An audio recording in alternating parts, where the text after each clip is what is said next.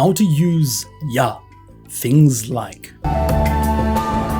両親、兄弟、恋人や里の仲間たち、自分にとって大切な人たち。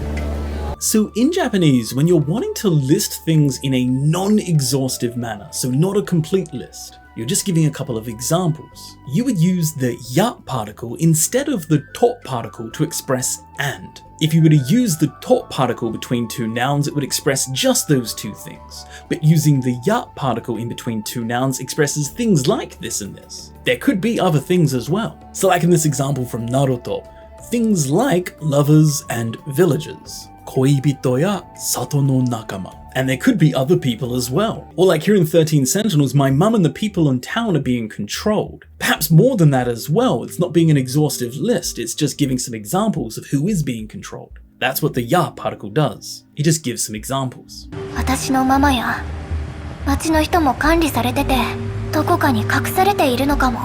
You've been fighting guys like Vegeta and Frieza, that's why you've gotten strong. ガキの頃からあのベジータやフリーザを相手に戦ってきたんだ。強くもなるだろう。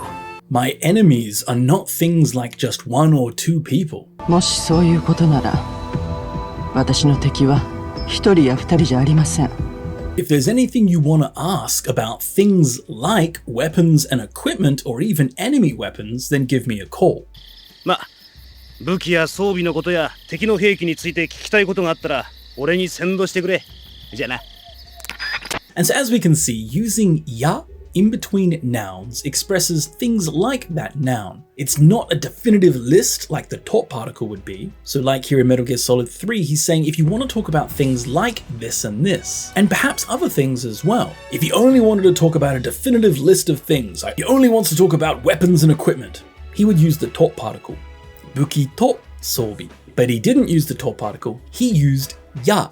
Things like, implying that he's open to conversation about other things as well. So just remember, to is a definitive list of things, and ya is things like. You're giving just a couple of examples, but it could be a lot more than what you actually listed. So let's say you've been to a couple of places around Japan and you just want to give some examples. You could say, Kyoto ya Tokyo ni ikimashita.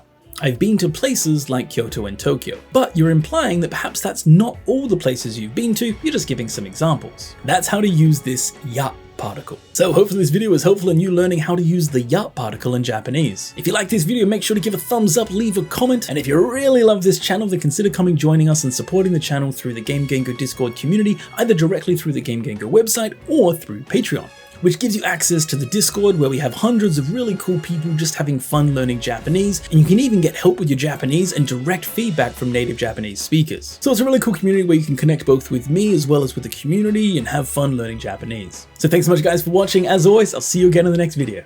See ya.